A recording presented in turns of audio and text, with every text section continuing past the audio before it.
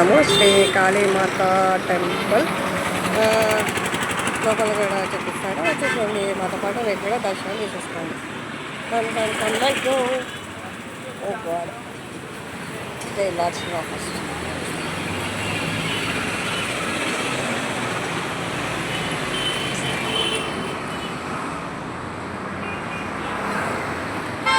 Second start అవుతామా లోపలికి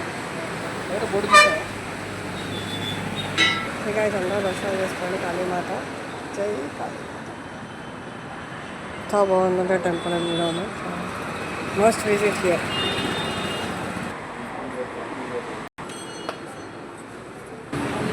ఫైనల్గా కాళీమాత దర్శనం అయితే అయిపోయింది. బయటకు వచ్చి లెఫ్ట్ తీసుకుంటే ఇక్కడ మనకి యమధర్మరాజు అనేది దర్శనం ఇస్తాడు. యాక్చువల్లీ ఏ టెంపుల్స్లో లేదు, ఈ టెంపుల్స్లో మాత్రం సపరేట్గా యమధర్మరాజుకి ఇలా కట్టించారనమాట. దానికి కొంచెం ముందుగా చిత్రగుప్తుడు ఉంటాడు. చిత్రగుప్తుడు and here we go for Hanuman. ముందుకు వచ్చేస్తే ఇక్కడ హనుమాన్ ఉంటాడు. జై శ్రీ హనుమాన్.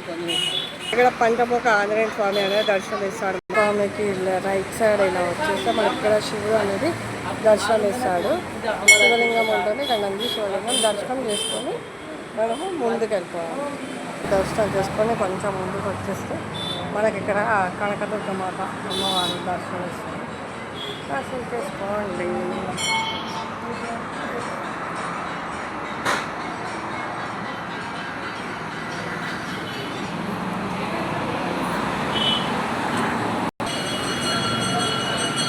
మాతని దర్శనం చేసుకొని ముందుకు వచ్చేస్తే ఇక్కడ మనకి ఆదిపరాశక్తి అమ్మవారి దర్శనం ఇస్తుందండి.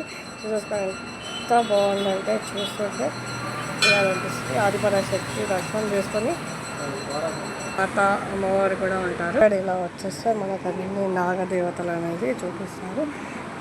చూడండి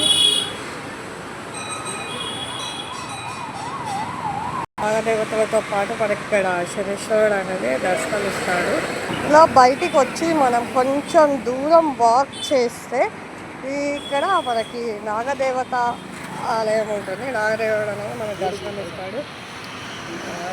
పంచముఖ నాగదేవత ఆలయం ఇది. ఇక్కడ దర్శనం చేసుకోండి. ఈ టెంపుల్ లొకేషన్ వచ్చేసి ఎక్కడ అంటే ఇది మియాపూర్ టు బొలారం బాచ్పల్లి వెళ్ళే రూట్లో ఉంటుంది.